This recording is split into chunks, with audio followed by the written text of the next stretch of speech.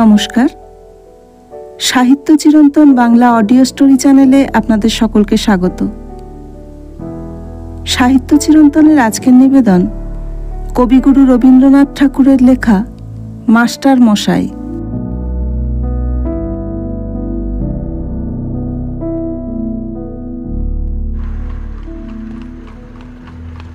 রাত্রি তখন প্রায় 2টো।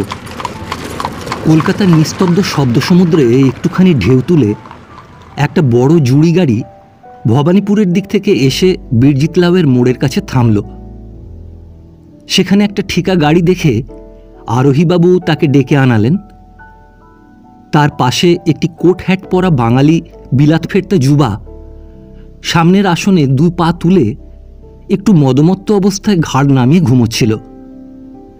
এই যুবকটি নতুন বিলাত থেকে এসেছে।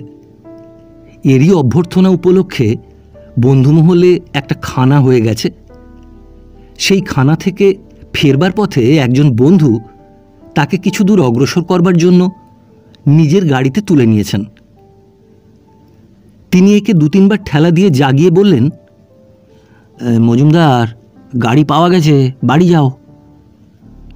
মজুমদার সচকিত হয়ে একটা বিলাতি দিব্য গেলে ভাড়াটে গাড়িতে উঠে পড়ল। তার গাড়োয়ানকে ভালো করে ঠিকানা বাতলে দিয়ে ব্রুহাম গাড়ির আরোহী নিজের গম্যপথে চলে গেলেন। ঠিকা গাড়ি কিছু দূর সিধা গিয়ে পার্ক স্ট্রিটের সামনে ময়দানের রাস্তার মোড় নিল। মজুমদার আর একবার ইংরেজি শপথ উচ্চারণ করে আপন মনে বলল, এ তো আমার পথ নয়। তারপর নিদ্রাজড় অবস্থায় ভাবল, হবেও বা এইটি হয়তো সোজা রাস্তা। ময়দানে প্রবেশ করতেই মজুমদারের গা কেমন করে উঠল। হঠাৎ তার মনে হলো কোনো লোক নেই, তবু তার পাশের জায়গাটা যেন ভর্তি হয়ে উঠছে, যেন তার আসনের শূন্য অংশের আকাশটা নিরেট হয়ে তাকে ঠেসে ধরছে। মজুমদার ভাবল, এ কী ব্যাপার, গাড়িটা আমার সঙ্গে কীরকম ব্যবহার শুরু করলো। এই গাড়োয়ান, গাড়োয়ান। গাড়োয়ান কোনো জবাব দিল না। পেছনের খড়খড়ি খুলে ফেলে সহিসটার হাত চেপে ধরল। বলল, তুম ভেতর আকে বৈঠো। সহিস ভীত কণ্ঠে বলল, নেই সাব, ভেতর নেই জায়গা। শুনে মজুমদারের গায়ে কাঁটা দিয়ে উঠল। সে জোর করে সহিসের হাত চেপে বলল, জলদি ভেতর আও। সহিস সবলে হাত ছিনিয়ে নিয়ে নেমে দৌড় দিল। তখন মজুমদার পাশের দিকে ভয় ভয় তাকিয়ে দেখতে লাগল। কিছুই দেখতে পেল না, তবু মনে হলো পাশে একটা অটল পদার্থ একেবারে চেপে বসে আছে। কোনো মতে গলায় আওয়াজ এনে মজুমদার বলল, গাড়োয়ান, গাড়ি রোকো। বোধহয় গাড়োয়ান যেন দাঁড়িয়ে উঠে 2 হাতে রাশ টেনে ঘোড়া থামাতে চেষ্টা করল। ঘোড়া কোনো মতেই থামল না। না থেমে ঘোড়া দুটো রেড রোডের রাস্তা ধরে পুনর্বার দক্ষিণের দিকে মোড় নিল। মজুমদার ব্যস্ত হয়ে বলল, আরে কাহা যাতা? কোনো উত্তর পেল না। পাশের শূন্যতার দিকে রয়ে রয়ে কটাক্ষ করতে করতে মজুমদারের সর্বাঙ্গ দিয়ে ঘাম ছুটতে লাগলো। কোনো মতে আড়ষ্ট হয়ে নিজের শরীরটাকে যতদূর সংকীর্ণ করতে হয় তা সে করল। কিন্তু সে যতটুকু জায়গা ছেড়ে দিল ততটুকু জায়গা ভরে উঠল। মজুমদার মনে মনে তর্ক করতে লাগল যে কোন প্রাচীন ইউরোপীয় জ্ঞানী বলেছেন, নেচার অ্যাভোর্স ভ্যাকুয়াম। তাই তো দেখছি, কিন্তু এটা কি রে, এটা কি নেচার? যদি আমাকে কিছু না বলে তবে আমি এখনই একে সমস্ত জায়গাটা ছেড়ে দিয়ে লাফিয়ে পড়ি। লাফ দিতে সাহস হলো না, পাছে পেছনের দিক থেকে অভাবিতপূর্ব একটা কিছু ঘটে। পাহাড়ওয়ালা বলে ডাক দেবার চেষ্টা করল, কিন্তু বহু কষ্টে এমনই একটুখানি অদ্ভুত ক্ষীণ আওয়াজ বের হলো যে অত্যন্ত ভয়ের মধ্যেও তার হাসি পেল। অন্ধকারে ময়দানের গাছগুলো ভূতের নিস্তব্ধ পার্লামেন্টের মতো পরস্পর মুখোমুখি করে দাঁড়িয়ে রইল, এবং গ্যাসের খুঁটিগুলো সমস্তই যেন জানে অথচ কিছুই যেন বলবে না, এমনিভাবে খাড়া হয়ে মিটমিটে আলোকশিখায় চোখ টিপতে লাগল। মজুমদার মনে করল চট করে এক লাফে সামনের আসনে গিয়ে বসবে। যেমনি মনে করা অমনি অনুভব করল সামনের আসন থেকে কেবলমাত্র একটা চাহনি তার মুখের দিকে চেয়ে রয়েছে। চোখ নেই, কিছুই নেই, অথচ একটা চাহনি। সে চাহনি যে কার তা যেন মনে পড়ছে, অথচ কোনো মতেই যেন মনে আনতে পারছে না। মজুমদার দুই চোখ জোর করে বোঝবার চেষ্টা করল, কিন্তু ভয় বুঝতে পারল না। সেই অনির্দেশ্য চাহনির দিকে দুই চোখ এমন শক্ত করে মেলে রইল যে নিমেষ ফেলতে সময় পেল না। এদিকে গাড়িটা কেবলই ময়দানের রাস্তার উত্তর থেকে দক্ষিণে ও দক্ষিণ থেকে উত্তরে চক্রপথে ঘুরতে লাগল। ঘোড়া দুটো ক্রমেই যেন উন্মত্ত হয়ে উঠল। তাদের বেগ কেবল বেড়েই চলল। গাড়ির খড়খড়েগুলো থরথর করে কেঁপে ঝরঝর শব্দ করতে লাগল। এমন সময় গাড়িটা যেন কিসের ওপর খুব একটা ধাক্কা খেয়ে হঠাৎ থেমে গেল। মজুমদার চকিত হয়ে দেখল তাদেরই রাস্তায় গাড়ি দাঁড়িয়েছে ও গাড়োয়ান তাকে নাড়া দিয়ে জিজ্ঞাসা করছে, সাহেব কোথায় যেতে হবে বলো? মজুমদার রেগে জিজ্ঞাসা করল, এই এতক্ষণ ধরে আমাকে ময়দানের মধ্যে ঘোরালি কেন? গাড়োয়ান আশ্চর্য হয়ে বলল, কই ময়দানের মধ্যে তো ঘোরাইনি। মজুমদার বিশ্বাস না করে বলল, তবে কি শুধু স্বপ্ন? গাড়োয়ান একটু ভেবে ভীত হয়ে বলল, বাবু সাহেব বুঝি শুধু স্বপ্ন নয়, আমার এই গাড়িতে এই আজ 3 বছর হলো একটা ঘটনা ঘটেছিল। মজুমদারের তখন নেশা ও ঘুমের ঘোর সম্পূর্ণ ছেড়ে যাওয়াতে গাড়োয়ানের গল্পে কর্ণপাত না করে ভাড়া চুকিয়ে দিয়ে চলে গেল। কিন্তু রাত্রে তার ভালো করে ঘুম হলো না। কেবলই ভাবতে লাগলো সেই চাহনিটা কার। অধর মজুমদারের বাপ সামান্য শিপ সরকারি থেকে আরম্ভ করে একটা বড় হাউজের মুচ্ছুদ্দিগিরি পর্যন্ত উঠেছিলেন। অধরবাবু বাপের উপার্জিত নগদ টাকা সুদে খাটাচ্ছিলেন। তাকে আর নিজে খাটতে হয় না। বাপ মাথায় সাদা ফেটা বেঁধে পালকিতে করে আপিস যেতেন। এদিকে তাঁর ক্রিয়াকর্ম দান ধ্যান যথেষ্ট ছিল। বিপদে আপদে অভাবে অনটনে সকল শ্রেণীর লোকেই যে তাঁকে এসে ধরে পড়ত, এই তিনি গর্বের বিষয় মনে করতেন। অধরবাবু বড় বাড়ি ও গাড়ি জুড়ি করেছেন, কিন্তু লোকের সঙ্গে আর তাঁর সম্পর্ক নেই। কেবল টাকা ধারের দালাল এসে তার বাঁধানো হুঁকোয় তামাক টেনে যায় এবং অ্যাটর্নি অফিসের বাবুদের সঙ্গে স্ট্যাম্প দেওয়া দলিলের শর্ত সম্বন্ধে আলোচনা হয়ে থাকে। তাঁর সংসারে খরচপত্র সম্বন্ধে হিসাবের এমনই কষাকষি যে পাড়ার ফুটবল ক্লাবের নাছোড়বান্ধা ছেলেরাও বহু চেষ্টায় তাঁর তহবিলে দাঁত ফোটাতে পারেনি। এমন সময় তাঁর ঘরকন্যার মধ্যে একটি অতিথির আগমন হলো। ছেলে হলো না করতে করতে অনেক দিন পরে তার একটি ছেলে জন্মালো। ছেলেটির চেহারা তার মার ধরনের, বড় বড় চোখ, টিকলো নাক, রং রজনীগন্ধার পাপড়ির মতো। যে দেখল সেই বলল, আহা, ছেলে তো নয়, যেন কার্তিক। অধরবাবুর অনুগত অনুচর রতিকান্ত বলল, এই বড় ঘরের ছেলের যেমনটি হওয়া উচিত তেমনি হয়েছে। ছেলেটির নাম হল বেণুগোপাল। ইতিপূর্বে অধরবাবুর স্ত্রী ননিবালা সংসার খরচ নিয়ে স্বামীর বিরুদ্ধে নিজের মত তেমন জোর করে কোনোদিন খাটাননি। দুটো একটা শখের ব্যাপার অথবা লৌকিকতার অত্যাবশ্যক আয়োজন নিয়ে মাঝে মাঝে বচসা হয়েছে বটে, কিন্তু শেষকালে স্বামীর কৃপণতার প্রতি অবজ্ঞা করে নিঃশব্দে হার মেনেছেন। এবারে ননিবালাকে অধরলাল এঁটে উঠতে পারলেন না। বেণুগোপাল সম্বন্ধে তাঁর হিসাব এক এক পা করে হটতে লাগল। তার পায়ের মল, তার হাতের বালা, গলার হার, মাথার টুপি, তার দিশি বিলাতি নানা রকমের নানা রঙের সাজসজ্জা সম্বন্ধে ননিমালা যা কিছু দাবি উত্থাপিত করলেন, সবকটাই তিনি কখনো নীরব অশ্রুপাতে, কখনো সরব বাক্যবর্ষণে জিতে নিলেন। বেণুগোপালের জন্য যা দরকার এবং দরকার নয় তা চাই। সেখানে শূন্য তহবিলের ওজর বা ভবিষ্যতের ফাঁপা আশ্বাস একদিনও খাটল না। বেণুগোপাল বেড়ে উঠতে লাগল। বেণুর জন্য খরচ করাটা অধরলালের অভ্যাস হয়ে এলো। তার জন্য বেশি মাইনা দিয়ে অনেক পাশ করা এক বুড়ো মাস্টার রাখলেন।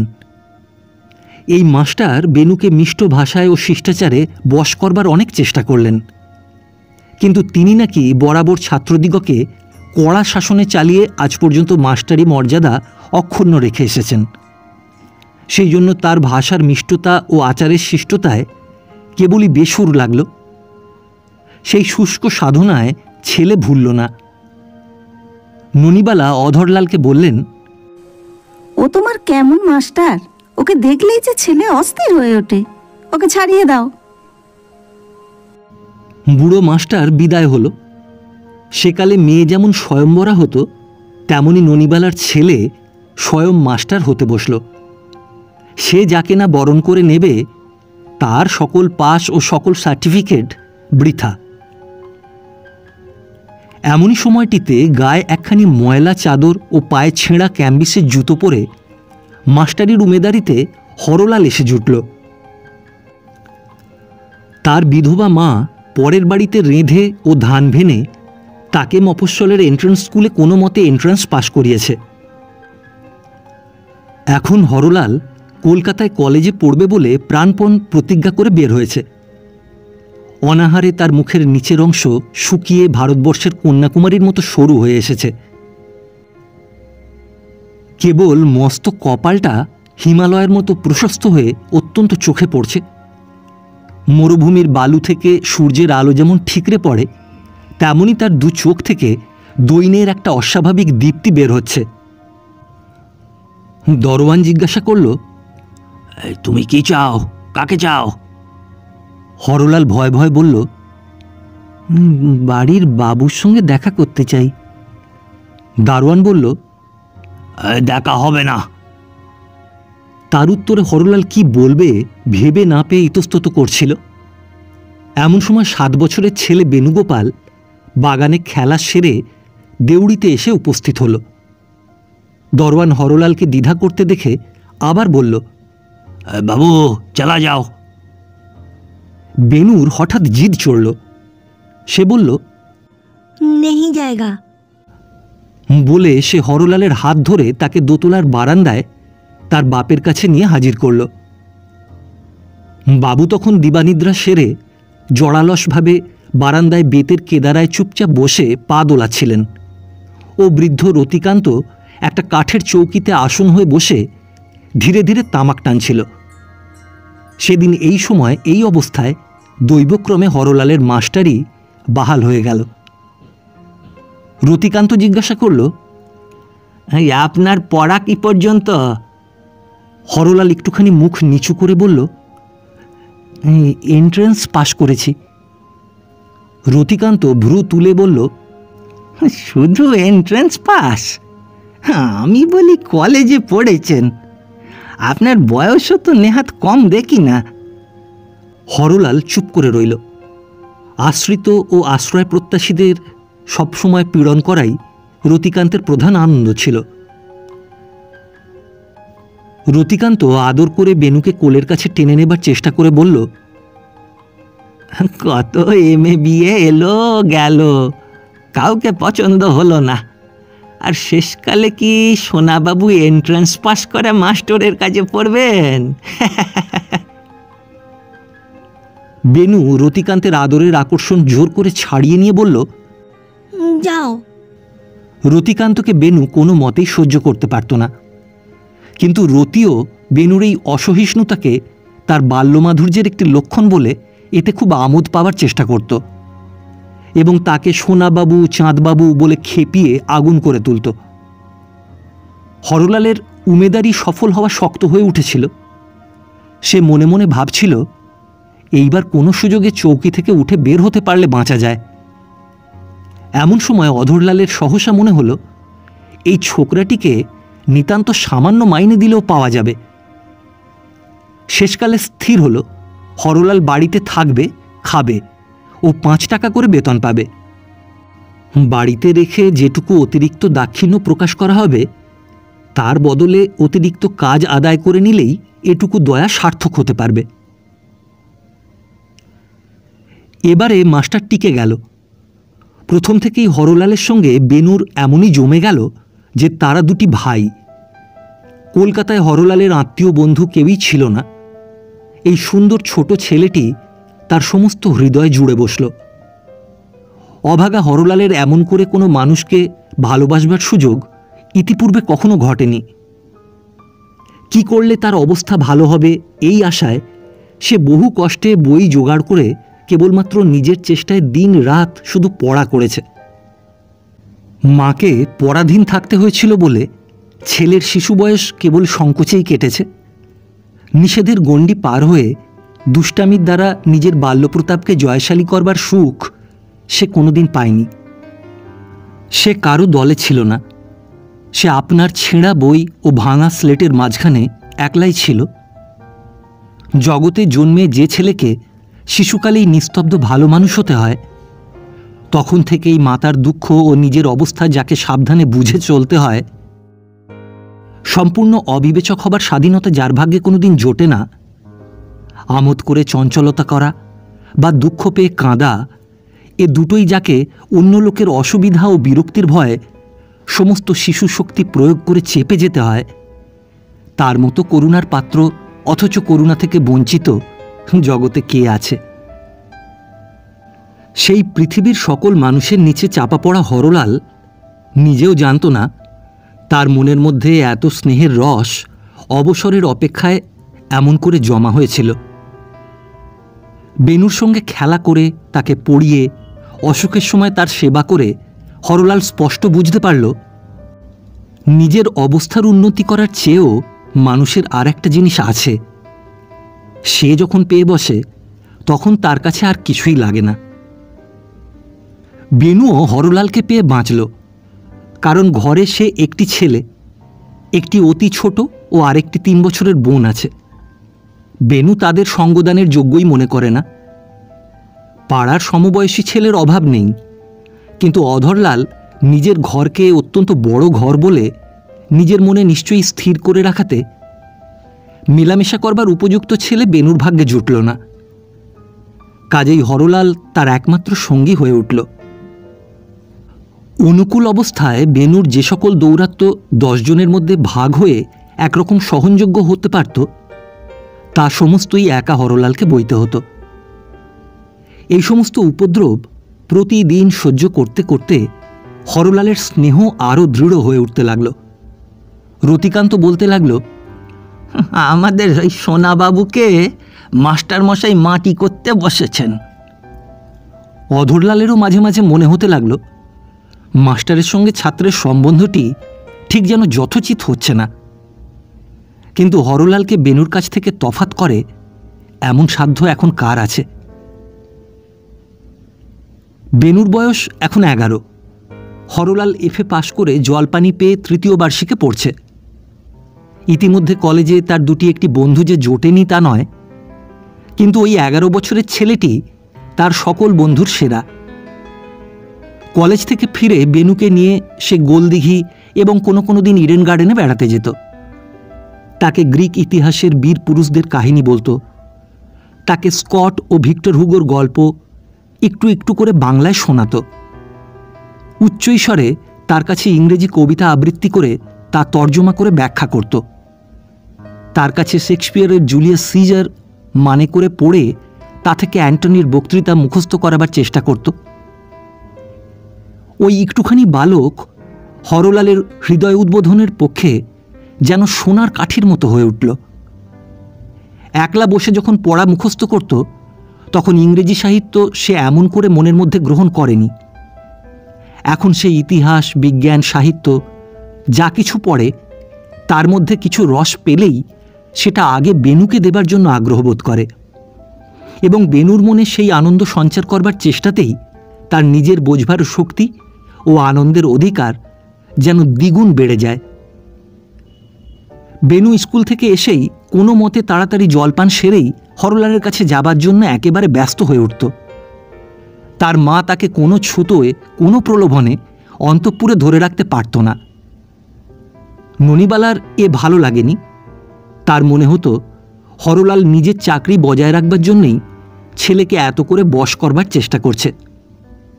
সে একদিন হরলালকে ডেকে পর্দার আড়াল থেকে বলল, তুমি মাস্টার, ছেলেকে কেবল সকালে 1 ঘন্টা বিকেলে 1 ঘন্টা পড়াবে, দিন রাত্রির ওর সঙ্গে লেগে থাকো কেন? আজকালও যে মা বাপ কাউকে মানে না, ও কেমন শিক্ষা পাচ্ছে? আগে যে ছেলে মা বলতে একবারে নেচে উঠতো, আজ যে তাকে ডেকে পাওয়া যায় না। বেনু আমার বড় ঘরের ছেলে, ওর সঙ্গে তোমার অত মাখামাখি কিসের জন্য? সেদিন রতিকান্ত অধরবাবুর কাছে গল্প করছিল যে তার জানা 3-4 জন লোক বড় মানুষের ছেলের মাস্টারি করতে এসে ছেলের মন এমন করে বশ করে নিয়েছে যে ছেলের বিষয়ের অধিকারী হলে তারাই সর্বেসর্বা হয়ে ছেলেকে স্বেচ্ছামতো চালিয়েছে। হরলালের প্রতি ইশারা করে যে এই সকল কথা বলা হচ্ছিল তা হরলালের বুঝতে বাকি ছিল না। তবু সে চুপ করে সমস্ত সহ্য করে গিয়েছিল। কিন্তু আজ বেনুর মার কথা শুনে তার বুক ভেঙে গেল। সে বুঝতে পারল বড় মানুষের ঘরে মাস্টারের পদবিটা কি। গোয়ালঘরে ছেলেকে দুধ জোগাবার জন্য যেমন গরু আছে, তেমনি তাকে বিদ্যা জোগাবার একটা মাস্টারও রাখা হয়েছে। ছাত্রের সঙ্গে স্নেহপূর্ণ আত্মীয়তার সম্বন্ধ স্থাপন এত বড় একটা স্পর্ধা যে বাড়ির চাকর থেকে গৃহিণী পর্যন্ত কেউই তা সহ্য করতে পারে না, এবং সকলেই সেটাকে স্বার্থ সাধনের একটা চাতুরি বলেই মনে করে। হরলাল কম্পিত কণ্ঠে বলল, মা, বেনুকে আমি কেবল পড়াবো, তার সঙ্গে আমার আর কোনো সম্পর্ক থাকবে না। সেদিন বিকালে বেনুর সঙ্গে তার খেলবার সময় হরলাল কলেজ থেকে ফিরলই না। কেমন করে রাস্তায় রাস্তায় ঘুরে সে সময় কাটালো তা সেই জানে। সন্ধ্যা হলে যখন সে পড়াতে এলো তখন বেনু মুখ ভার করে রইল। হরলাল তার অনুপস্থিতির কোনো জবাবদিহি না করে পড়িয়ে গেল। সেদিন পড়া সুবিধা মতো হল না। হরলাল প্রতিদিন রাত্রি থাকতে উঠে তার ঘরে বসে পড়া করত। বেনু সকালে উঠেই মুখ ধুয়ে তার কাছে ছুটে যেত। বাগানে বাঁধানো চৌবাচ্চায় মাছ ছিল, তাদের মুড়ি খাওয়ানো এদের এক কাজ ছিল। বাগানের এক কোণে কতগুলো পাথর সাজিয়ে ছোট ছোট রাস্তা ও ছোট গেট ও বেড়া তৈরি করে বেনু বালখিল্য ঋষির আশ্রমের উপযুক্ত একটি অতি ছোট বাগান বসিয়েছিল। সে বাগানে মালির কোনো অধিকার ছিল না। সকালে এই বাগানের চর্যা করা তাদের দ্বিতীয় কাজ। তারপরে রৌদ্র বেশি হলে বাড়ি ফিরে বেনু হরলালের কাছে পড়তে বসত। কাল সায়ান্নে যে গল্পের অংশ শোনা হয়নি সেইটি শোনবার জন্য আজ বেনু যথাসাধ্য ভোরে উঠে বাইরে ছুটে এসেছিল। সে মনে করেছিল সকালে ওঠায় সে আজ মাস্টারমশাইকে বুঝি জিতেছে। ঘরে এসে দেখল মাস্টারমশাই নেই। দরওয়ানকে জিজ্ঞাসা করে জানল মাস্টারমশাই বেরিয়ে গেছেন। সেদিনও সকালে পড়ার সময় বেনু ক্ষুদ্র হৃদয়টুকুর বেদনা নিয়ে মুখ গম্ভীর করেই রইল। সকালবেলায় হরলাল কেন যে বেরিয়ে গিয়েছিল তা জিজ্ঞাসাও করল না। হরলাল বেনুর মুখের দিকে না চেয়ে বইয়ের পাতার উপর চোখ রেখে পড়িয়ে গেল। বেনু বাড়ির ভেতরে তার মার কাছে যখন খেতে বসল তখন তার মা জিজ্ঞাসা করলেন, কাল বিকেল থেকে তোর কি হয়েছে বল দেখি? মুখ হাঁড়ি করে আছিস কেন? ভালো করে খাচ্ছিস না? ব্যাপারখানা কি? বেনু কোনো উত্তর করল না। আহারের পর মা তাকে কাছে টেনে এনে তার গায়ে হাত বুলিয়ে অনেক আদর করে যখন তাকে বারবার প্রশ্ন করতে লাগলেন তখন সে আর থাকতে পারল না, ফুঁপিয়ে কেঁদে উঠল। বলল, মাস্টার মশাই। মা বললেন, মাস্টার মশাই কি? বেনু বলতে পারল না মাস্টারমশাই কি করেছেন। কি যে অভিযোগ তা ভাষায় ব্যক্ত করা কঠিন। ননিবালা বললেন, মাস্টার মশাই বুঝি তোর মার নামে তোর কাছে লাগিয়েছেন? সে কথার কোনো অর্থ বুঝতে না পেরে বেনু উত্তর না করে চলে গেল। ইতিমধ্যে বাড়িতে অধরবাবুর কতকগুলো কাপড় চোপড় চুরি হয়ে গেল। পুলিশকে খবর দেওয়া হলো। পুলিশ খানা তল্লাশিতে হরলালের বাক্স সন্ধান করতে ছাড়ল না। রতিকান্ত নিতান্তই নিরীহভাবে বলল, যে লোক নিয়েছে সে কি আর মাল বাক্সর মধ্যে রেখেছে? মালের কোনো কিনারা হলো না। এমন লোকসান অধরলালের পক্ষে অসহ্য। তিনি পৃথিবীশুদ্ধ লোকের উপর চটে উঠলেন। রতিকান্ত বলল, বাড়িতে অনেক লোক রয়েছে, কাকেই বা দোষ দেবেন, কাকেই বা সন্দেহ করবেন? যার যখন খুশি আসছে যাচ্ছে। অধরলাল মাস্টারকে ডেকে বললেন, এই দেখো হরলাল, তোমাদের কাউকে এই বাড়িতে রাখা আমার পক্ষে সুবিধা হবে না। এখন থেকে তুমি আলাদা বাসায় থেকে বেনুকে ঠিক সময় মতো পড়িয়ে যাবে, এই হলেই ভালো হয়। না হয় আমি তোমার 2 টাকা মাইনে বৃদ্ধি করে দিতে রাজি আছি। রতিকান্ত তামাক টানতে টানতে বলল, হ্যাঁ, এ তো অতি ভালো কথা, উভয় পক্ষেই ভালো। হরলাল মুখ নিচু করে শুনল, তখন কিছু বলতে পারল না। ঘরে এসে অধরবাবুকে চিঠি লিখে পাঠালো। নানা কারণে বেনুকে পড়ানো তার পক্ষে সুবিধা হবে না, অতএব আজই সে বিদায় গ্রহণ করবার জন্য প্রস্তুত হয়েছে। সেদিন বেনু স্কুল থেকে ফিরে এসে দেখল মাস্টারমশাইয়ের ঘর শূন্য। তার সেই ভগ্নপ্রায় টিনের প্যাঁটরাটিও নেই। দড়ির ওপর তার চাদর ও গামছা ঝুলত। সেই দড়িটা আছে, কিন্তু চাদর ও গামছা নেই। টেবিলের ওপর খাতাপত্র ও বই এলোমেলো ছড়ানো থাকত। তার বদলে সেখানে একটা বড় বোতলের মধ্যে সোনালি মাছ ঝকঝক করতে করতে ওঠানামা করছে। বোতলের গায়ের ওপর মাস্টারমশাইয়ের হস্তাক্ষরে বেনুর নাম লেখা একটা কাগজ আঁটা, আর একটি নতুন ভালো বাঁধাই করা ইংরেজি ছবির বই। তার ভেতরকার পাতায় এক প্রান্তে বেনুর নাম ও তার নিচে আজকের তারিখ, মাস ও সন দেওয়া আছে। বেনু ছুটে তার বাপের কাছে গিয়ে বলল, বাবা, মাস্টারমশাই কোথায় গেছেন? বাপ তাকে কাছে টেনে নিয়ে বললেন, তিনি কাজ ছেড়ে দিয়ে চলে গেছেন। বেনু বাপের হাত ছাড়িয়ে নিয়ে পাশের ঘরে বিছানার উপরে উপুড় হয়ে পড়ে কাঁদতে লাগল। অধরবাবু ব্যাকুল হয়ে কি করবেন কিছুই ভেবে পেলেন না। পরদিন বেলা 10:30টার সময় হরলাল একটা মেসের ঘরে তক্তপোষের উপর উন্মনা হয়ে বসে কলেজে যাবে কিনা ভাবছে। এমন সময় হঠাৎ দেখল প্রথমে অধরবাবুদের দারোয়ান ঘরে প্রবেশ করল এবং তার পেছনে বেনু ঘরে ঢুকেই হরলালের গলা জড়িয়ে ধরল। হরলালের গলার স্বর আটকে গেল। কথা কইতে গেলেই তার 2 চোখ দিয়ে জল ঝরে পড়বে, এই ভয় সে কোনো কথাই বলতে পারল না। বেনু বলল, মাস্টারমশাই, আমাদের বাড়ি চলো। বেনু তাদের বৃদ্ধ দরোয়ান চন্দ্রভানকে ধরে পড়েছিল, যেমন করে হোক মাস্টারমশাইয়ের বাড়িতে তাকে নিয়ে যেতে হবে। পাড়ার যে মুটে হরলালের প্যাঁটরা বয়ে এনেছিল তার কাছ থেকে সন্ধান নিয়ে আজ স্কুলে যাবার গাড়িতে চন্দ্রভান বেনুকে হরলালের মেসে এনে উপস্থিত করেছে।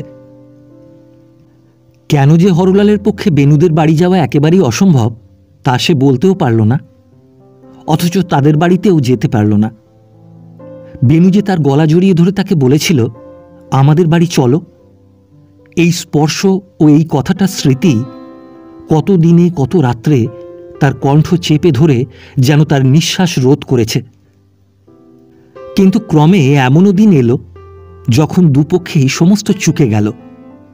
বুকের শিরা আঁকড়ে ধরে বেদনা নিশাচর বাদুরের মতো আর ঝুলে রইল না। হরলাল অনেক চেষ্টা করেও পড়াতে আর তেমন করে মনোযোগ করতে পারল না। সে কোনো মতেই স্থির হয়ে পড়তে বসতে পারত না।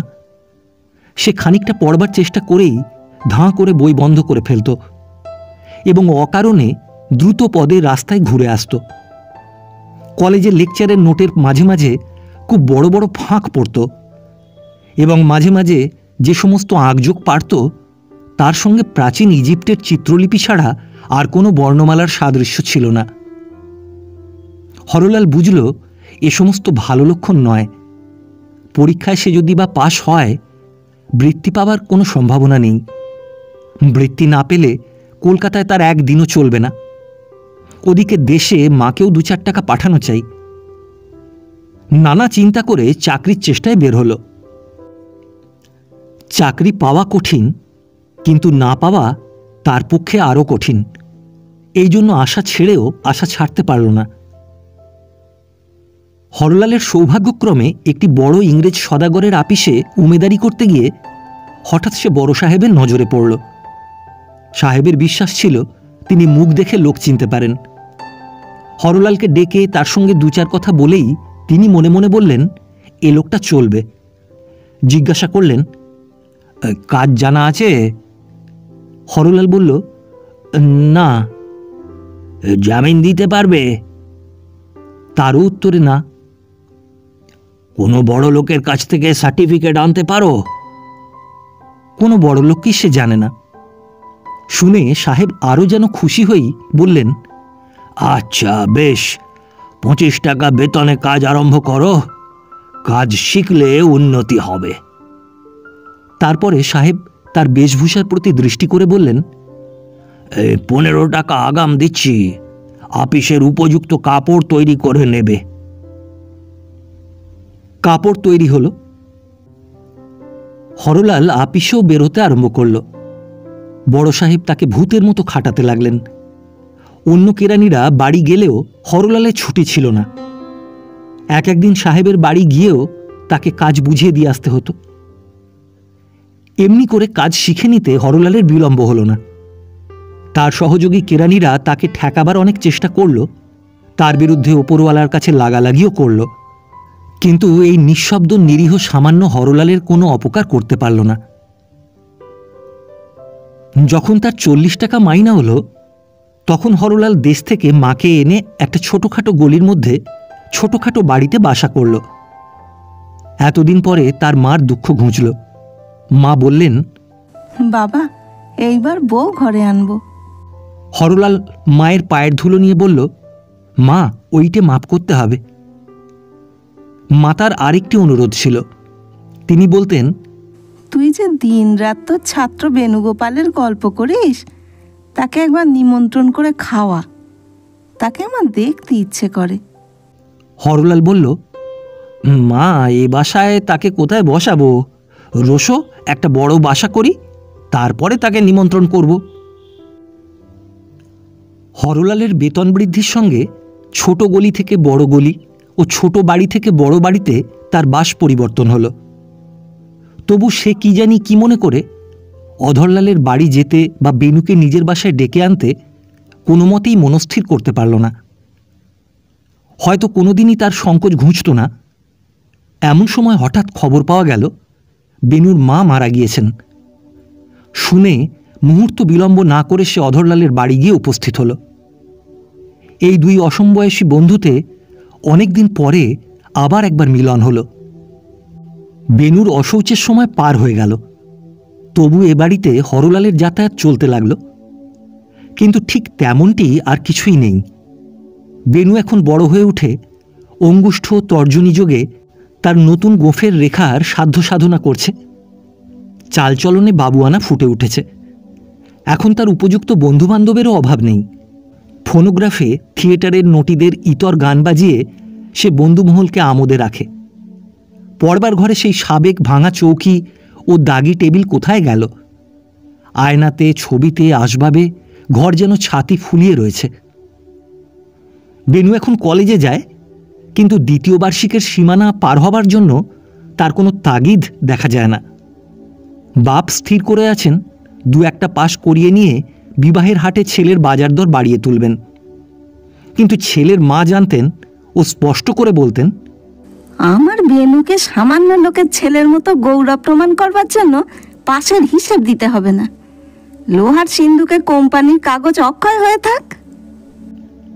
ছেলেও মাতার এই কথাটা বেশ করে মনে মনে বুঝে নিয়েছিল। যা হোক, বেনুর পক্ষে সে যে আজ নিতান্তই অনাবশ্যক তা হরলাল স্পষ্টই বুঝতে পারল। এবং কেবলই থেকে থেকে সেই দিনের কথা মনে পড়ল, যেদিন বেনু হঠাৎ সকালবেলায় তার সেই মেষের বাসায় গিয়ে তার গলা জড়িয়ে ধরে বলেছিল, মাস্টারমশাই আমাদের বাড়ি চলো। সে বেনু নেই, সে বাড়ি নেই।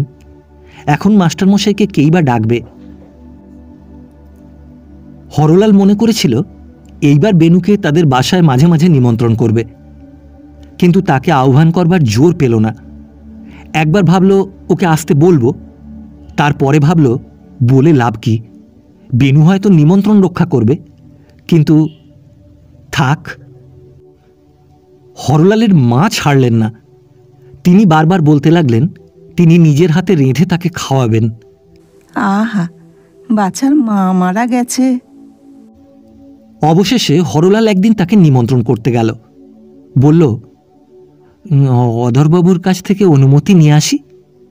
বেনু বলল, অনুমতি নিতে হবে না, আপনি কি মনে করেন আমি এখনো সেই খোকাবাবু আছি? হরলালের বাসায় বেনু খেতে এলো। মাই কার্তিকের মতো ছেলেটিকে তার দুই স্নিগ্ধ চক্ষুর আশীর্বাদে অভিষিক্ত করে যত্ন করে খাওয়ালেন। তার কেবলই মনে হতে লাগলো, আহা, এই বয়সের এমন ছেলেকে ফেলে এর মা যখন মরল তখন তার প্রাণ না জানি কেমন করছিল। আহার সেরেই বেনু বলল, মাস্টারমশাই, আমাকে আজ একটু সকাল সকাল যেতে হবে, আমার দু একজন বন্ধু আসবার কথা আছে। বলে পকেট থেকে সোনার ঘড়ি খুলে একবার সময় দেখে নিল। তারপরে সংক্ষেপে বিদায় নিয়ে জুড়ি গাড়িতে চড়ে বসল। হরলাল তার বাসার দরজার কাছে দাঁড়িয়ে রইল। গাড়ি সমস্ত গলিকে কাঁপিয়ে দিয়ে মুহূর্তের মধ্যেই চোখের বাইরে হয়ে গেল। মা বললেন, হরলাল, ওকে মাঝে মাঝে ডেকে আনিস। এই বয়সে ওর মা মারা গেছে মনে করলে আমার প্রাণটা কেমন করে ওঠে। হরলাল চুপ করে রইল। এই মাতৃহীন ছেলেটিকে সান্ত্বনা দেবার জন্য সে কোনো প্রয়োজন বোধ করল না। দীর্ঘ নিঃশ্বাস ফেলে মনে মনে বলল, ব্যাস এই পর্যন্ত, আর কখনো ডাকব না। একদিন 5 টাকা মাইনের মাস্টারি করেছিলাম বটে, কিন্তু আমি সামান্য হরলাল মাত্র। একদিন সন্ধ্যার পর হরলাল আপিস থেকে ফিরে এসে দেখল তার একতলার ঘরে অন্ধকারে কে একজন বসে আছে। সেখানে যে কোনো লোক আছে তার লক্ষ্য না করেই সে বোধহয় ওপরে উঠে যেত, কিন্তু দরজায় ঢুকেই দেখল এসেন্সের গন্ধে আকাশ পূর্ণ। ঘরে প্রবেশ করে হরলাল জিজ্ঞাসা করল, কে মশাই? বেনু বলে উঠল, মাস্টারমশাই, আমি।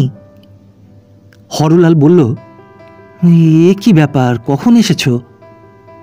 বেনু বলল, অনেকক্ষণ এসেছি। আপনি যে এত দেরি করে আপিস থেকে ফেরেন তা তো আমি জানতাম না। বহুকাল হলো সেই যে নিমন্ত্রণ খেয়ে গেছে, তারপর আর একবারও বেনু এ বাসায় আসেনি। বলা নেই কওয়া নেই, আজ হঠাৎ এমন করে সে যে সন্ধ্যার সময় এই অন্ধকার ঘরের মধ্যে অপেক্ষা করে বসে আছে, এতে হরলালের মন উদ্বিগ্ন হয়ে উঠল। ওপরের ঘরে গিয়ে বাতি জেলে দুজনে বসল। হরলাল জিজ্ঞাসা করল, সব ভালো তো? কিছু বিশেষ খবর আছে? বেনু বলল, পড়াশুনো ক্রমে তার পক্ষে বড়ই একঘেয়ে হয়ে এসছে। কাহাতক সে বছরের পর বছর ওই সেকেন্ড ইয়ারেই আটকা পড়ে থাকে। তার চেয়ে অনেক বয়সে ছোট ছেলের সঙ্গে তাকে পড়তে হয়। তার বড় লজ্জা করে, কিন্তু বাবা কিছুতেই বোঝেন না। হরলাল জিজ্ঞাসা করল, তা তোমার কি ইচ্ছা? বেনু বলল, তার ইচ্ছা সে বিলাত যায়, ব্যারিস্টার হয়ে আসে। তারই সঙ্গে একসঙ্গে পড়তো, এমনকি তার চেয়ে পড়াশোনায় অনেক কাঁচা একটি ছেলে বিলাতে যাবে বলে স্থির হয়ে গেছে। হরলাল বলল, তোমার বাবাকে তোমার ইচ্ছা জানিয়েছ? বেনু বলল, জানিয়েছি। বাবা বলেন পাশ না করলে বিলাতে যাওয়ার প্রস্তাব তিনি কানে আনবেন না। কিন্তু আমার মন খারাপ হয়ে গেছে, এখানে থাকলে আমি কিছুতেই পাশ করতে পারবো না। হরলাল চুপ করে বসে ভাবতে লাগল। বেনু বলল, আজ এই কথা নিয়ে বাবা আমাকে যা মুখে এসেছে তাই বলেছেন, তাই আমি বাড়ি ছেড়ে চলে এসেছি। মা থাকলে এমন কখনোই হতে পারত না। বলতে বলতে সে অভিমানে কাঁদতে লাগলো। হরলাল বলল, চলো আমি শুদ্ধ তোমার বাবার কাছে যাই, পরামর্শ করে যা ভালো হয় স্থির করা যাবে। বেনু বলল, না, আমি সেখানে যাব না। বাপের সঙ্গে রাগারাগি করে হরলালের বাড়িতে এসে বেনু থাকবে, এ কথাটা হরলালের মোটেই ভালো লাগলো না। অথচ আমার বাড়ি থাকতে পারবে না, এ কথা বলাও বড় শক্ত। হরলাল ভাবল, আর একটু বাদে মনটা একটু ঠান্ডা হলেই তাকে ভুলিয়ে বাড়ি নিয়ে যাব। জিজ্ঞাসা করল, তুমি খেয়ে এসেছ? বেনু বলল, না, আমার খিদে নেই, আজ আমি খাবো না। হরলাল বলল, আরে সে কি হয়? তাড়াতাড়ি মাকে গিয়ে বলল, মা, বেনু এসেছে, তার জন্য কিছু খাবার চাই। শুনে মা ভারী খুশি হয়ে খাবার তৈরি করতে গেলেন। হরলাল আপিসের কাপড় ছেড়ে মুখ হাত ধুয়ে বেনুর কাছে এসে বসল। একটুখানি কেশে একটুখানি ইতস্তত করে সে বেনুর কাঁধের ওপর হাত রেখে বলল, বেনু, কাজটা ভালো হচ্ছে না। বাবার সঙ্গে ঝগড়া করে বাড়ি থেকে চলে আসা, এটা তোমার উপযুক্ত নয়। শুনে তখনই বিছানা ছেড়ে উঠে বেনু বলল, আপনার এখানে যদি সুবিধা না হয়, আমি সতীশের বাড়ি যাব। বলে সে চলে যাবার উপক্রম করল। হরলাল তার হাত ধরে বলল, আরে রোশো, কিছু খেয়ে যাও। বেনু রাগ করে বলল, না, আমি খেতে পারবো না। বলে হাত ছাড়িয়ে ঘর থেকে বেরিয়ে এলো। এমন সময় হরলালের জন্য যে জলখাবার প্রস্তুত ছিল তাই বেনুর জন্য থালায় গুছিয়ে মা তাদের সামনে এসে উপস্থিত হলেন। বললেন, কোথায় যাও বাছা? বেনু বলল, আমার কাজ আছে, আমি চললাম। মা বললেন, সে কি হয় বাছা, কিছু না খেয়ে যেতে পারবে না। এই বলে সেই বারান্দায় পাত পেড়ে তাকে হাত ধরে খেতে বসালেন। বেনু রাগ করে কিছু খাচ্ছে না, খাবার নিয়ে একটু নাড়াচাড়া করছে মাত্র। এমন সময় দরজার কাছে একটা গাড়ি এসে থামল। প্রথমে একটা দারোয়ান ও তার পেছনে স্বয়ং অধরবাবু মচমচ শব্দে সিঁড়ি বেয়ে ওপরে এসে উপস্থিত। বেনুর মুখ বিবর্ণ হয়ে গেল। মা ঘরের মধ্যে সরে গেলেন। অধর ছেলের সামনে এসে ক্রোধে কম্পিত কণ্ঠে হরলালের দিকে চেয়ে বললেন, এই বুঝি? রতিকান্ত আমাকে তখনই বলেছিল, কিন্তু তোমার পেটে যে এত মতলব ছিল তা তো আমি বিশ্বাস করিনি। তুমি মনে করেছ বেনুকে বশ করে ওর ঘাড় ভেঙে খাবে, কিন্তু সে হতে দেব না। ছেলে চুরি করবে, তোমার নামে পুলিশ কেস করব, তোমাকে জেলে ঠেলবো, তবে ছাড়ব। এই বলে বেনুর দিকে চেয়ে বললেন, চল ওঠ। বেনু কোনো কথাটি না বলে তার বাপের পেছনে পেছনে চলে গেল। সেদিন কেবল হরলালের মুখেই খাবার উঠল না। এবারে হরলালের সদাগর আপিস কি জানি কি কারণে মফস্বল থেকে প্রচুর পরিমাণে চাল ডাল খরিদ করতে প্রবৃত্ত হয়েছে। এই উপলক্ষে হরলালকে প্রতি সপ্তাহেই শনিবার ভোরের গাড়িতে 7-8 হাজার টাকা নিয়ে মফস্বলে যেতে হতো। পাইকারদের হাতে হাতে দাম চুকিয়ে দেবার জন্য মফস্বলের একটা বিশেষ কেন্দ্রে তাদের যে আপিস আছে, সেইখানে 10 ও 5 টাকার নোট ও নগদ টাকা নিয়ে সে যেত। সেখানে রসিদ ও খাতা দেখে গত সপ্তাহের মোটা হিসাব মিলিয়ে বর্তমান সপ্তাহের কাজ চালাবার জন্য টাকা রেখে আসত। সঙ্গে আপিসের 2জন দারোয়ান যেত। হরলালের জামিন নেই বলে আপিসে একটা কথা উঠেছিল, কিন্তু বড় সাহেব নিজের উপর সমস্ত ঝুঁকি নিয়ে বলেছিলেন হরলালের জামিনের প্রয়োজন নেই। মাঘ মাস থেকে এইভাবে কাজ চলছে, চৈত্র পর্যন্ত চলবে এমন সম্ভাবনা আছে। এই ব্যাপার নিয়ে হরলাল বিশেষ ব্যস্ত ছিল। প্রায়ই তাকে অনেক রাত্রে আপিস থেকে ফিরতে হতো। একদিন এমনই রাত্রে ফিরে শুনল বেনু এসেছিল। মা তাকে খাইয়ে যত্ন করে বসিয়েছিলেন। সেদিন তার সঙ্গে কথাবার্তা গল্প করে তার প্রতি তার মন আরও স্নেহে আকৃষ্ট হয়েছে। এমন আরও 2-1 দিন হতে লাগলো। মা বললেন, বাড়িতে মা নেই তো, সেই জন্য সেখানে তার মন টেকে না। আমি বেনুকে তো ছোট ভাইয়ের মতো, আপন ছেলের মতোই দেখি। সেই স্নেহ পেয়ে আমাকে কেবল মা ডাকবার জন্য এখানে আসে। এই বলে আঁচলের প্রান্ত দিয়ে তিনি চোখ মুছলেন। হরলালের একদিন বেনুর সঙ্গে দেখা হলো। সেদিন সে অপেক্ষা করে বসেছিল। অনেক রাত পর্যন্ত কথাবার্তা হলো।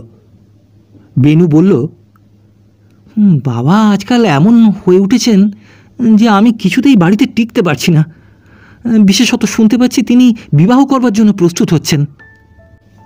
রতিবাবু সম্বন্ধ নিয়ে আসছেন, তার সঙ্গে কেবলই পরামর্শ চলছে। আগে আমি কোথাও গিয়ে দেরি করলে বাবা অস্থির হয়ে উঠতেন। এখন যদি আমি 2-4 দিন বাড়ি নাও ফিরি তাহলে তিনি আরাম বোধ করেন। আমি বাড়ি থাকলে বিবাহের আলোচনা সাবধানে করতে হয় বলে আমি না থাকলে তিনি হাঁপ ছেড়ে বাঁচেন।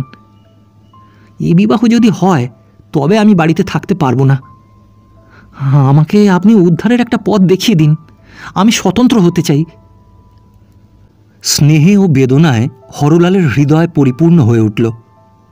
সংকটের সময় আর সকলকে ফেলে বেনু যে তার মাস্টারমশাইয়ের কাছে এসেছে, এতে কষ্টের সঙ্গে সঙ্গে তার আনন্দও হল। কিন্তু মাস্টারমশাইয়ের কতটুকুই বা সাধ্য আছে। বেনু বলল, যেমন করে হোক এই বিলাতে গিয়ে ব্যারিস্টার হয়ে এলে এই বিপদ থেকে পরিত্রাণ পাই। হরলাল বলল, অধরবাবু কি যেতে দেবেন?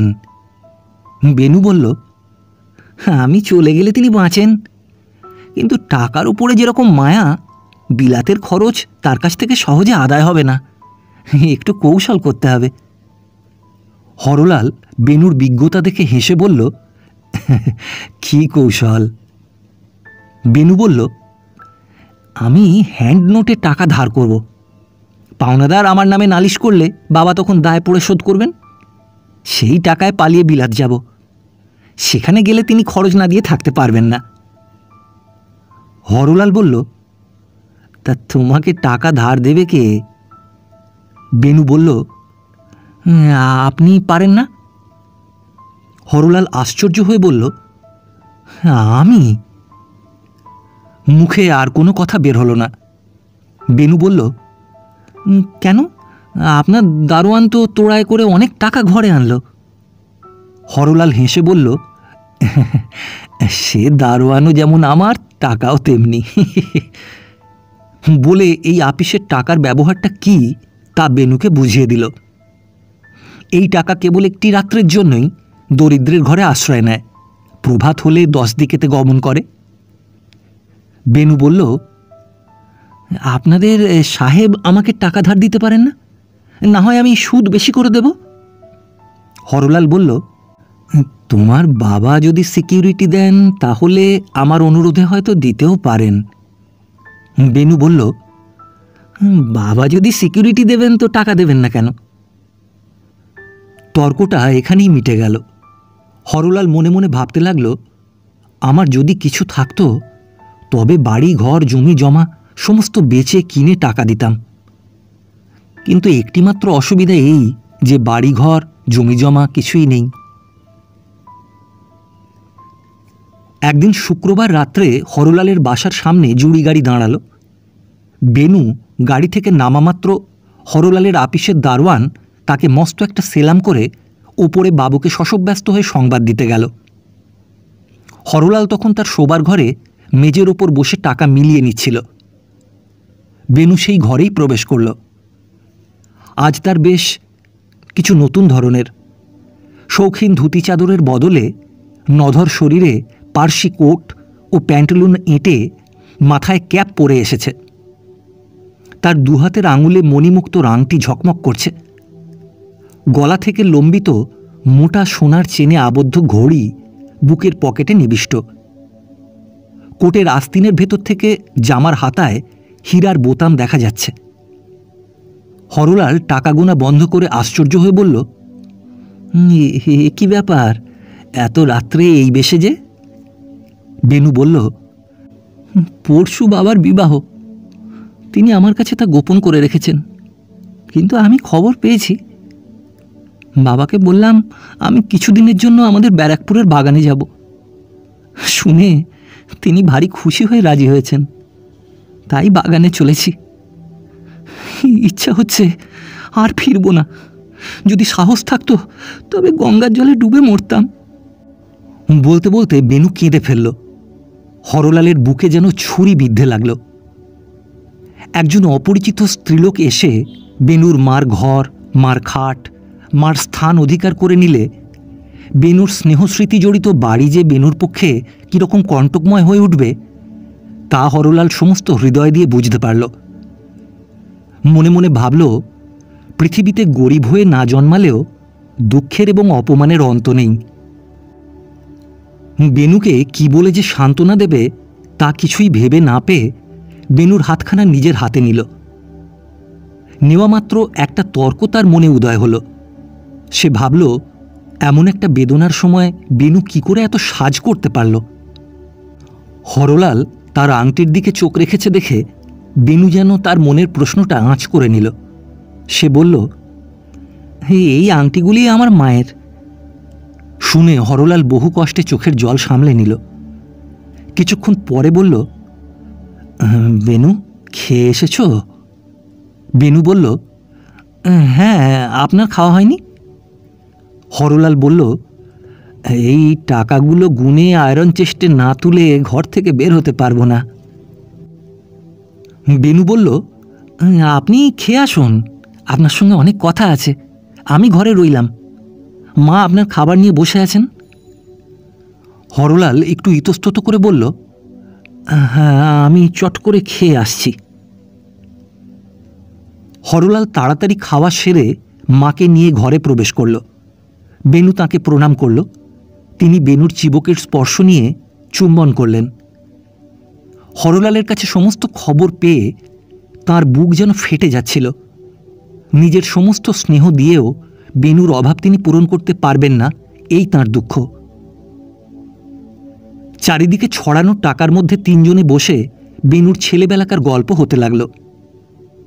মাস্টারমশাইয়ের সঙ্গে জড়িত তার কতদিনের কত ঘটনা। তার মাঝে মাঝে সেই অসংযত স্নেহশালিনী মার কথাও এসে পড়তে লাগল। এমনি করে রাত অনেক হয়ে গেল। হঠাৎ একসময় ঘড়ি খুলে বেনু বলল, আর নয়, দেরি করলে গাড়ি ফেল করব। হরলালের মা বললেন, বাবা, আজ রাত্রে এখানেই থাকো না, কাল সকালে হরলালের সঙ্গে একসঙ্গেই বার হবে। বেনু মিনতি করে বলল, না মা, এই অনুরোধ করবেন না, আজ রাত্রে যে করে হোক আমাকে যেতেই হবে। হরলালকে বলল, মাস্টারমশাই, এই আংটি ঘড়িগুলো বাগানে নিয়ে যাওয়া নিরাপদ নয়, আপনার কাছেই রেখে যাই, ফিরে এসে নিয়ে যাব। আপনার দারোয়ানকে বলে দিন আমার গাড়ি থেকে চামড়ার হ্যান্ডব্যাগটা এনে দিক, সেইটের মধ্যে এগুলো রেখে দিই।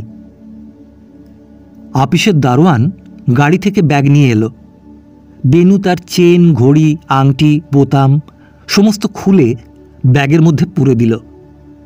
সতর্ক হরলাল সেই ব্যাগটি নিয়ে তখনই আয়রন সেফের মধ্যে রাখল। বেনু হরলালের মায়ের পায়ের ধুলো নিল। তিনি রুদ্ধকণ্ঠে আশীর্বাদ করলেন, মা জগদম্বা তোমার মা হয়ে তোমাকে রক্ষা করুন। তারপরে বেনু হরলালের পাদস্পর্শ করে প্রণাম করল। আর কোনোদিন সে হরলালকে এমন করে প্রণাম করেনি। হরলাল কোনো কথা না বলে তার পিঠে হাত দিয়ে তার সঙ্গে সঙ্গে নিচে নেমে এলো। গাড়ির লণ্ঠনে আলো জ্বলল। ঘোড়া দুটো অধীর হয়ে উঠল। কলকাতার গ্যাসালোকখচিত নিশীথের মধ্যে বেনুকে নিয়ে গাড়ি অদৃশ্য হয়ে গেল। হরলাল তার ঘরে এসে অনেকক্ষণ ধরে চুপ করে বসে রইল। তারপর একটা দীর্ঘ নিঃশ্বাস ফেলে টাকা গুনতে গুনতে ভাগ করে এক একটা থলি ভর্তি করতে লাগল।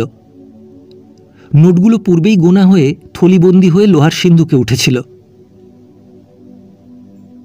লোহার সিন্ধুকের চাবি মাথার বালিশের নিচে রেখে সেই টাকার ঘরেই হরলাল অনেক রাত্রে শয়ন করল। ভালো ঘুম হলো না। স্বপ্নে দেখল বেনুর মা পর্দার আড়াল থেকে তাকে উচ্চস্বরে তিরস্কার করছেন।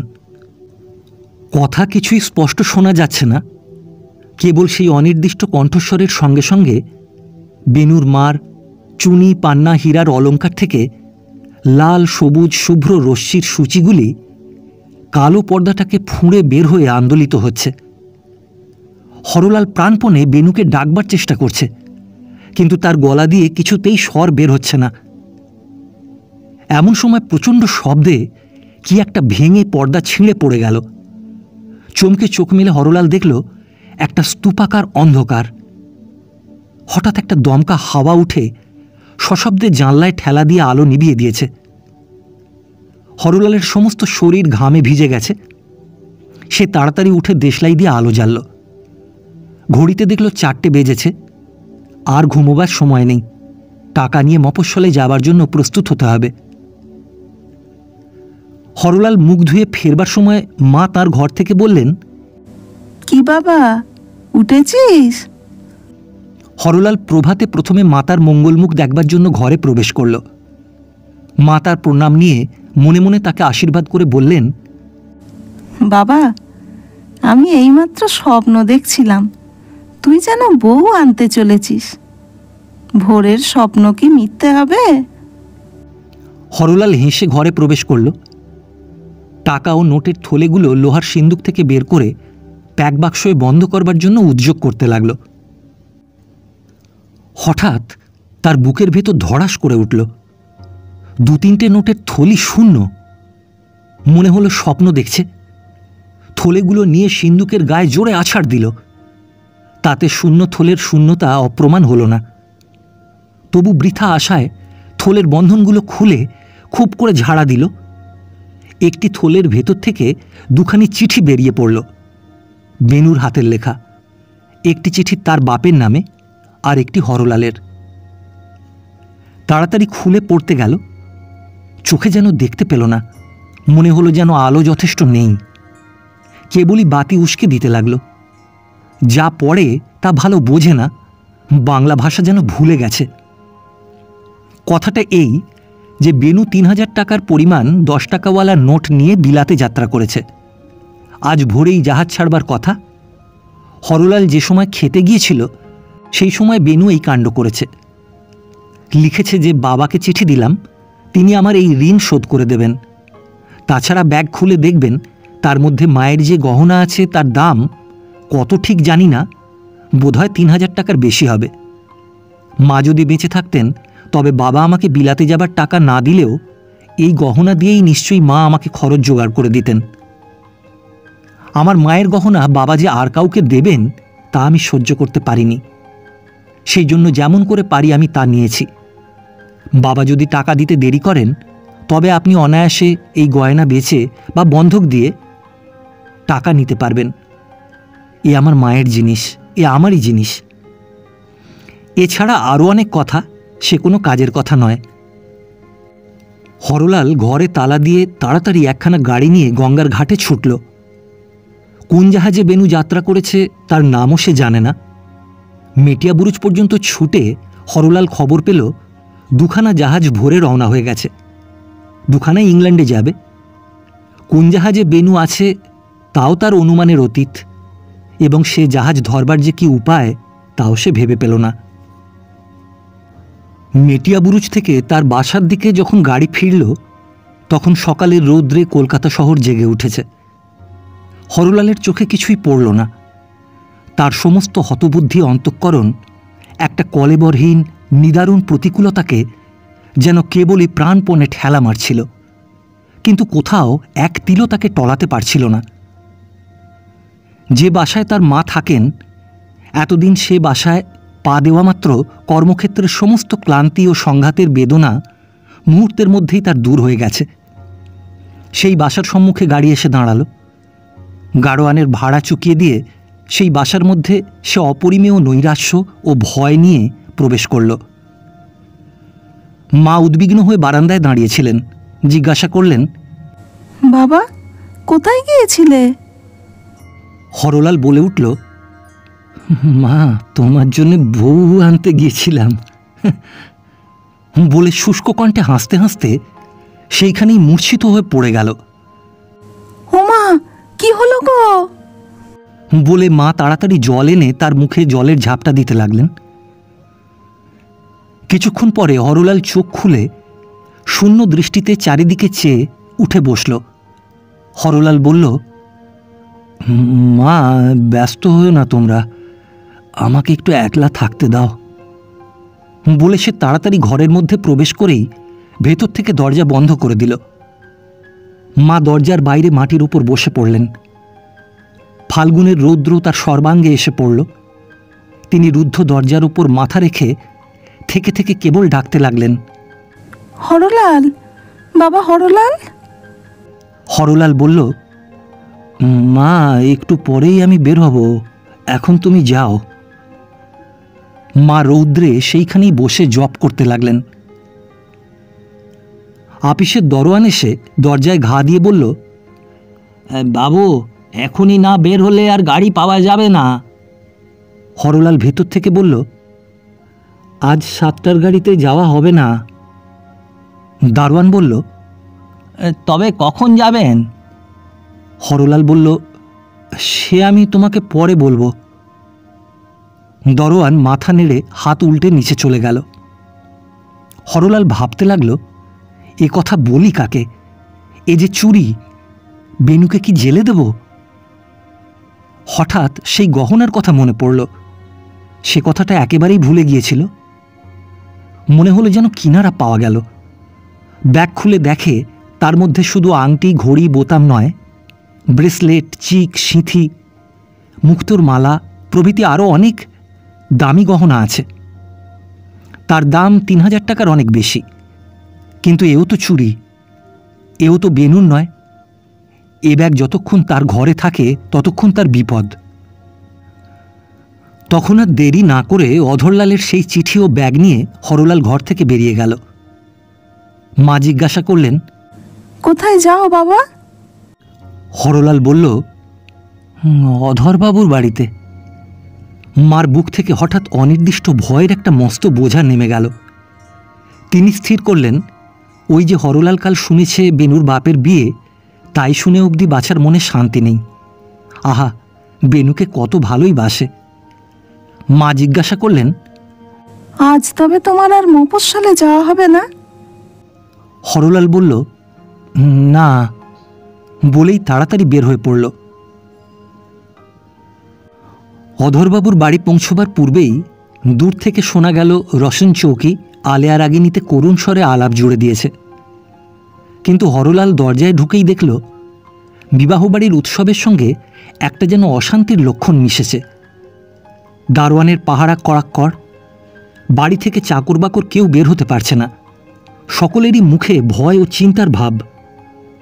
হরলাল খবর পেল কাল রাত্রে বাড়িতে অনেক টাকার গহনা চুরি গেছে। 2-3 জন চাকরকে বিশেষভাবে সন্দেহ করে পুলিশের হাতে সমর্পণ করবার উদ্যোগ হচ্ছে। হরলাল দোতলার বারান্দায় গিয়ে দেখল অধরবাবু আগুন হয়ে বসে আছেন ও রতিকান্ত তামাক খাচ্ছে। হরলাল বলল, আপনার সঙ্গে গোপনে আমার একটু কথা আছে। অধরবাবু চটে উঠে বললেন, তোমার সঙ্গে গোপনে আলাপ করবার এখন আমার সময় নেই, যা কথা থাকে এইখানেই বলে ফেলো। তিনি ভাবলেন হরলাল বুঝি এই সময় তার কাছে সাহায্য বা ধার চাইতে এসেছে। রতিকান্ত বলল, আমার সামনে বাবুকে কিছু জানাতে যদি লজ্জা করেন, আমি না হয় উঠি। অধর বিরক্ত হয়ে বললেন, বসো না। হরলাল বলল, কাল রাত্রে বেনু আমার বাড়িতে এই ব্যাগ রেখে গেছে। ব্যাগে কি আছে? হরলাল ব্যাগ খুলে অধরবাবুর হাতে দিল। মাস্টারে ছাত্রে মিলে বেশ কারবার খুলেছ তো। জানতে চোরাই মাল বিক্রি করলে ধরা পড়বে, তাই এনে দিয়েছ। মনে করছো সাধুতার জন্য বকশিস পাবে? তখন হরলাল অধরের পত্রখানা তার হাতে দিল। পড়ে তিনি আগুন হয়ে উঠলেন। বললেন, আমি পুলিশে খবর দেব। আমার ছেলে এখনো সাবালক হয়নি। তুমি তাকে চুরি করে বিলাত পাঠিয়েছ। হয়তো 500 টাকা ধার দিয়ে 3000 টাকা লিখিয়ে নিয়েছ। এ ধার আমি শুধবো না। হরলাল বলল, আমি ধার দিইনি। অধর বললেন, তবে সে টাকা পেল কোথা থেকে? তোমার বাক্স ভেঙে চুরি করেছে? হরলাল সে প্রশ্নের কোনো উত্তর দিল না। রতিকান্ত টিপে টিপে বলল, ওকে জিজ্ঞাসা করেন না 3000 টাকা কেন? 500 টাকা উনি কি কখনো চোখে দেখেছেন? যা হোক, গহনা চুরির মীমাংসা হওয়ার পরেই বেনুর বিলাত পালানো নিয়ে বাড়িতে একটা হুলস্থুল পড়ে গেল। হরলাল সমস্ত অপরাধের ভার মাথায় করে নিয়ে বাড়ি থেকে বেরিয়ে এলো। রাস্তায় যখন বের হলো তখন তার মন যেন অসাড় হয়ে গেছে। ভয় করবার বা ভাবনা করবারও শক্তি তখন ছিল না। এই ব্যাপারের পরিণাম যে কি হতে পারে মন তা চিন্তাও করতে চাইল না। গলিতে প্রবেশ করে দেখল তার বাড়ির সম্মুখে একটা গাড়ি দাঁড়িয়ে আছে। চমকে উঠল। হঠাৎ আশা হলো বেনু ফিরে এসেছে। নিশ্চয়ই বেনু। তার বিপদ যে সম্পূর্ণ নিরুপায় রূপে চূড়ান্ত হয়ে উঠবে এ কথা সে কোনো মতেই বিশ্বাস করতে পারল না। তাড়াতাড়ি গাড়ির কাছে এসে দেখল গাড়ির ভেতরে তাদের আপিসের একজন সাহেব বসে আছে। সাহেব হরলালকে দেখেই গাড়ি থেকে নেমে তার হাত ধরে বাড়িতে প্রবেশ করল। জিজ্ঞাসা করল, আজ মফস্বলে গেলে না কেন? আপিসের দারোয়ান সন্দেহ করে বড় সাহেবকে গিয়ে জানিয়েছে তিনি একে পাঠিয়েছেন। হরলাল বলল, এই 3000 টাকার নোট পাওয়া যাচ্ছে না। সাহেব জিজ্ঞাসা করল, তো কোথায় গেল? হরলাল জানি না এমন উত্তরও দিতে পারল না, চুপ করে রইল। সাহেব বলল, টাকা কোথায় আছে দেখবো, চলো। হরলাল তাকে ওপরের ঘরে নিয়ে গেল। সাহেব সমস্ত গুণে চারিদিক খুঁজে পেতে দেখল। বাড়ির সমস্ত ঘর তন্ন তন্ন করে অনুসন্ধান করতে লাগল। এই ব্যাপার দেখে মা আর থাকতে পারলেন না। তিনি সাহেবের সামনেই বের হয়ে ব্যাকুল হয়ে জিজ্ঞাসা করলেন, ও হরলাল, কি হলো রে? হরলাল বলল, মা, টাকা চুরি গেছে। মা বললেন, চুরি কেমন করে যাবে হরলাল? এমন সর্বনাশ কে করলে? হরলাল বলল, মা চুপ করো। সন্ধান শেষ করে সাহেব জিজ্ঞাসা করল, এ ঘরে রাত্রে কে ছিল? হরলাল বলল, দ্বার বন্ধ করে আমি একলা শুয়েছিলাম, আর কেউ ছিল না। সাহেব টাকাগুলো গাড়িতে তুলে হরলালকে বলল, আচ্ছা, বড় সাহেবের কাছে চলো। হরলালকে সাহেবের সঙ্গে চলে যেতে দেখে মা তাদের পথ রোধ করে বলল, সাহেব, আমার ছেলেকে কোথায় নিয়ে যাবে? আমি না খেয়ে এ ছেলে মানুষ করেছি। আমার ছেলে কখনোই পরের টাকায় হাত দেবে না। সাহেব বাংলা কথা কিছু না বুঝে বলল, আচ্ছা আচ্ছা। হরলাল বলল, মা, তুমি কেন ব্যস্ত হচ্ছ? বড় সাহেবের সঙ্গে দেখা করে আমি এখনই আসছি। মা উদ্বিগ্ন হয়ে বললেন, তুই যে সকাল থেকে কিছুই খাসনি। সে কথার কোনো উত্তর না দিয়ে হরলাল গাড়িতে উঠে চলে গেল। মা মেজের ওপর লুটিয়ে পড়ে রইলেন। বড় সাহেব হরলালকে বললেন, সত্য করে বলো, ব্যাপারখানা কি? হরলাল বলল, আমি টাকা নিইনি। হ্যাঁ, সে কথা আমি সম্পূর্ণ বিশ্বাস করি, কিন্তু তুমি নিশ্চয়ই জানো কে নিয়েছে। হরলাল কোনো উত্তর না দিয়ে মুখ নিচু করে বসে রইল। তোমার জ্ঞাতসারে এ টাকা কেউ নিয়েছে? হরলাল বলল, আমার প্রাণ থাকতে আমার জ্ঞাতসারে এ টাকা কেউ নিতে পারত না। বড় সাহেব বললেন, দেখো হরলাল, আমি তোমাকে বিশ্বাস করে কোনো জামিন না নিয়ে এই দায়িত্বের কাজ দিয়েছিলাম। আপিসের সকলেই বিরোধী ছিল। 3000 টাকা কিছুই বেশি নয়, কিন্তু তুমি আমাকে বড় লজ্জাতেই ফেলবে। আজ সমস্ত দিন তোমাকে সময় দিলাম, যেমন করে পারো টাকা সংগ্রহ করে আনো। তাহলে এ নিয়ে কোনো কথা তুলব না। তুমি যেমন কাজ করছো তেমনই করবে। এই বলে সাহেব উঠে গেলেন। তখন বেলা 11টা হয়ে গেছে। হরলাল যখন মাথা নিচু করে বেরিয়ে গেল তখন আপিসের বাবুরা অত্যন্ত খুশি হয়ে হরলালের পতন নিয়ে আলোচনা করতে লাগল। হরলাল একদিন সময় পেল। আরও একটা দীর্ঘদিন নৈরাশ্যের শেষ স্থলের পঙ্ক আলোড়ন করে তোলবার মেয়াদ বাড়ল। উপায় কি, উপায় কি, উপায় কি? এই ভাবতে ভাবতে সেই রৌদ্রে হরলাল রাস্তায় বেড়াতে লাগল। শেষে উপায় আছে কিনা সে ভাবনা বন্ধ হয়ে গেল, কিন্তু বিনা কারণে পথে ঘুরে বেড়ানো থামল না। যে কলকাতা হাজার হাজার লোকের আশ্রয়স্থান, তাই এক মুহূর্তে হরলালের পক্ষে একটা প্রকাণ্ড ফাঁসকলের মতো হয়ে উঠল। এর কোনো দিকে বের হবার কোনো পথ নেই। সমস্ত জনসমাজ এই অতি ক্ষুদ্র হরলালকে চারিদিকে আটক করে দাঁড়িয়েছে। কেউ তাকে জানেও না এবং তার প্রতি কারো মনে কোনো বিদ্বেষও নেই, কিন্তু প্রত্যেক লোকেই তার শত্রু। অথচ রাস্তার লোকে তার গা ঘেঁষে তার পাশ দিয়ে চলেছে। আপিসের বাবুরা বাইরে এসে ঠোঁয়ায় করে জল খাচ্ছেন, তার দিকে কেউ তাকাচ্ছেন না। ময়দানের ধারে অলস পথিক মাথার নিচে হাত রেখে একটা পায়ের উপর আর একটা পা তুলে গাছের তলায় পড়ে আছে। স্যাকরা গাড়ি ভর্তি করে হিন্দুস্থানি মেয়েরা কালীঘাটে চলেছে। একজন চাপরাশি একখানা চিঠি নিয়ে হরলালের সামনে ধরে বলল, বাবু, ঠিকানাটা পড়ে দাও। যেন তার সঙ্গে অন্য পথিকের কোনো প্রভেদ নেই। সেও ঠিকানা পড়ে তাকে বুঝিয়ে দিল। ক্রমে আপিস বন্ধ হবার সময় এলো। বাড়িমুখো গাড়িগুলো আপিস মহলের নানা রাস্তা দিয়ে ছুটে বের হতে লাগলো। আপিসের বাবুরা ট্রাম ভর্তি করে থিয়েটারের বিজ্ঞাপন পড়তে পড়তে বাসায় ফিরে চলল। আজ থেকে হরলালের আপিস নেই, আপিসের ছুটি নেই। বাসায় ফিরে যাবার জন্য ট্রাম ধরবার কোনো তাড়া নেই।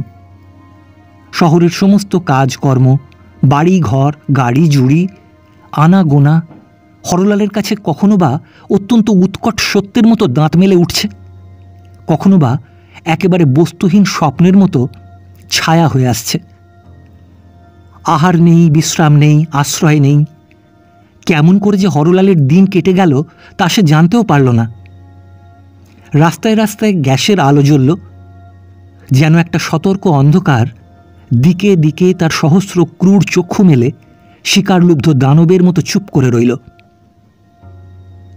রাত্রি কত হলো সে কথা হরলাল চিন্তাও করল না। তার কপালের শিরা দপদপ করছে, মাথা যেন ফেটে যাচ্ছে, সমস্ত শরীরে আগুন জ্বলছে, পা আর চলে না। সমস্ত দিন পর্যায়ক্রমে বেদনার উত্তেজনা ও অবসাদের অসারতার মধ্যে মার কথা কেবল মনের মধ্যে যাতায়াত করেছে। কলকাতার অসংখ্য জনশ্রেণীর মধ্যে কেবল ওই একটিমাত্র নামই শুষ্ক কণ্ঠ ভেদ করে মুখে উঠেছে, মা, মা, মা। আর কাউকে ডাকবার নেই। মনে করল রাত্রি যখন নিবিড় হয়ে আসবে, কোনো লোকই যখন এই অতি সামান্য হরলালকে বিনা অপরাধে অপমান করবার জন্য জেগে থাকবে না, তখন সে চুপ করে তার মায়ের কোলের কাছে গিয়ে শুয়ে পড়বে। তারপরে ঘুম যেন আর না ভাঙে।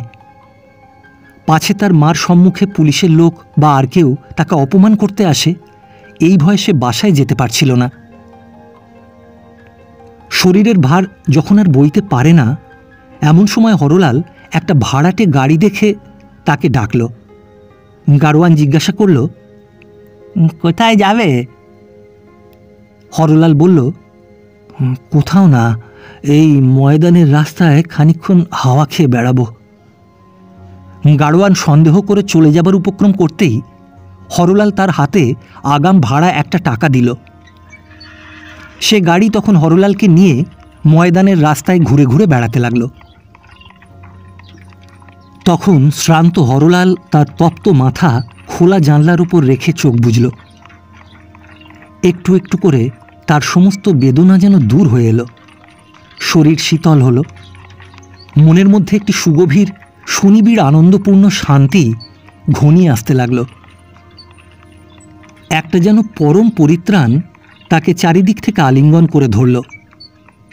সে যে সমস্ত দিন মনে করেছিল কোথাও তার কোনো পথ নেই, সহায় নেই, নিষ্কৃতি নেই, তার অপমানের শেষ নেই, দুঃখের অবধি নেই, সে কথাটা যেন এক মুহূর্তেই মিথ্যা হয়ে গেল।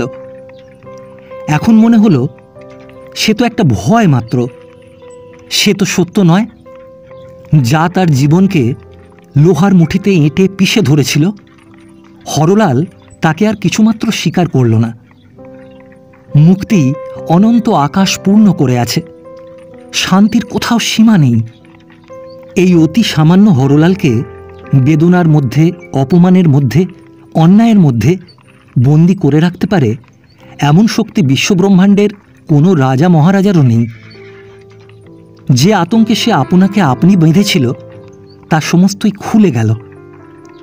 তখন হরলাল আপনার বন্ধনমুক্ত হৃদয়ের চারিদিকে অনন্ত আকাশের মধ্যে অনুভব করতে লাগল, যেন তার সেই দরিদ্র মা দেখতে দেখতে বাড়তে বাড়তে বিরাট রূপে সমস্ত অন্ধকার জুড়ে বসছেন। তাকে কোথাও ধরছে না।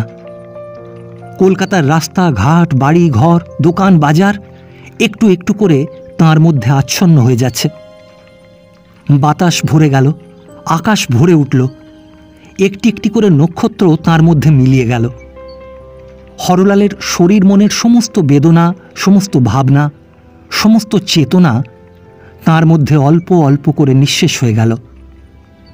ওই গেল, তপ্ত বাষ্পের বুদবুদ একেবারে ফেটে গেল। এখন আর অন্ধকারও নেই, আলোকও নেই, রইল কেবল একটি প্রগাঢ় পরিপূর্ণতা। গির্জার ঘড়িতে 1টা বাজল। গাড়োয়ান অন্ধকার ময়দানের মধ্যে গাড়ি নিয়ে ঘুরতে ঘুরতে অবশেষে বিরক্ত হয়ে বলল, বাবু, ঘোড়া তো আর চলতে পারে না, কোথায় যেতে হবে বলো। কোনো উত্তর পেল না। কোচবাক্স থেকে নেমে হরলালকে নাড়া দিয়ে আবার জিজ্ঞাসা করল। উত্তর নেই। তখন ভয় পেয়ে গাড়োয়ান পরীক্ষা করে দেখল হরলালের শরীর আড়ষ্ট, তার নিঃশ্বাস বইছে না। কোথায় যেতে হবে, হরলালের কাছ থেকে এই প্রশ্নের আর উত্তর পাওয়া গেল না।